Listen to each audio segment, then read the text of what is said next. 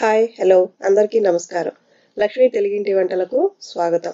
ఈరోజు ఇన్స్టెంట్గా పాలకోవా లేదా దూద్ పేడ ఎలా తయారు చేసుకోవాలో చూద్దాం. ఇది చాలా సింపుల్గా ఇంట్లోనే మనం తయారు చేసుకోవచ్చు. దీన్ని పాల పౌడర్తో అయినా తయారు చేసుకోవచ్చు లేదా పాలతో కూడా చేసుకోవచ్చు. మీలో ఎవరైనా నా ఛానల్ని మొదటిసారి చూస్తున్నట్లయితే ప్లీజ్ సబ్స్క్రైబ్ చేసుకోగలరు. ముందుగా పాలతో చేసుకుంటే కనుక కొంచెం ఎక్కువ టైం పడుతుంది. మిల్క్ పౌడర్తో చేసుకుంటే కనుక కొంచెం తక్కువ టైంలో అయిపోతుంది. ఎలా చేసుకున్నా కూడా టేస్ట్ బాగానే ఉంటుంది. ముందుగా దూద్ పేడకి కావాల్సిన పదార్థాలు చూద్దాం. చూశారు కదా, Nestlé company everyday milk powder తీసుకున్నాను నేను. అలాగే పంచదారను పౌడర్ చేసి పెట్టుకున్నాను. పాలను కాచి చల్లార్చి పెట్టుకున్నాను. అలాగే కొద్దిగా పిస్తా పలుకులను కూడా తీసుకున్నాను. తర్వాత స్టవ్ వెలిగించి ప్యాన్ పెట్టుకొని చూశారు కదా, 1 టేబుల్ స్పూన్ అది.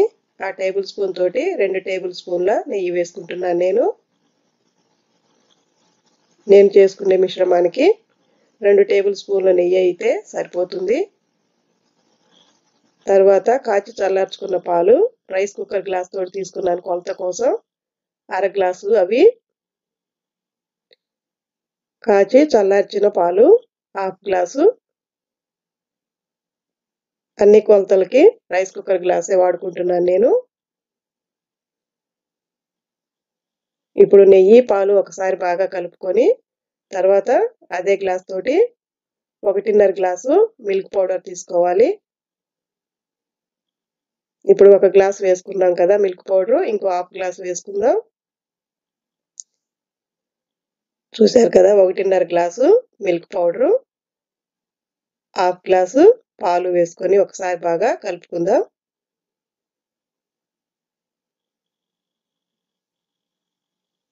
ఈ విధంగా బాగా కలుపుకొని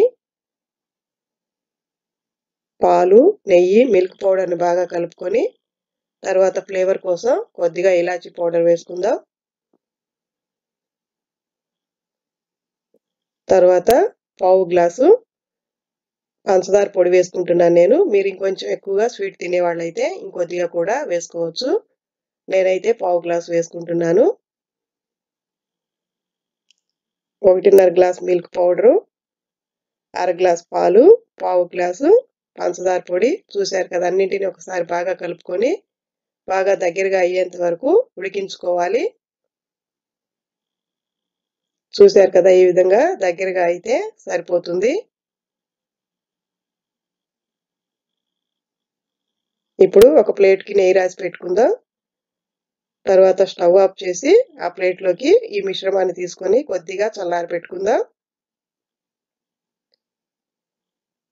వేడిగా ఉన్నప్పుడు చేసుకోవడానికి చేయి కాలుతుంది కాబట్టి కొద్దిగా చల్లారినాక తయారు చేసుకుందాం దూద్ పేడని. ఇప్పుడు కొద్దిగా చల్లారిపోయింది. తర్వాత చేతులకి కొద్దిగా నెయ్యి రాసుకొని దూద్ పేడ తయారు చేసుకుందాం. మనకు కావలసిన సైజులో పిండిని మిశ్రమాన్ని తీసుకొని ఈ విధంగా బాల్ లాగా చేసుకొని కొద్దిగా ఒత్తుకుంటే దూద్ పేడ రెడీ అయిపోతుంది.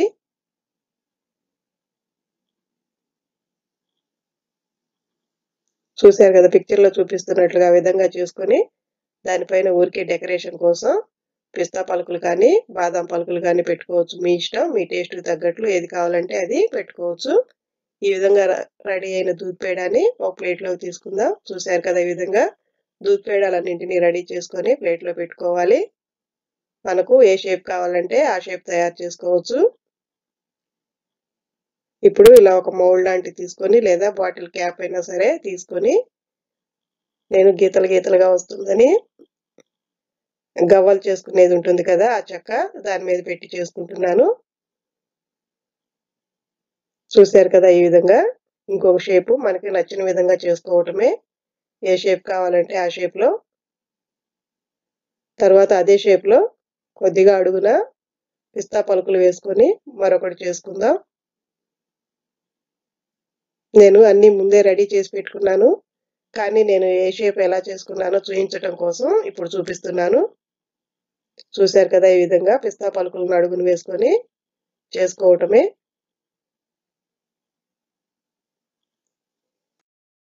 తర్వాత ఇంకో షేప్ తయారు చేసుకుందాం.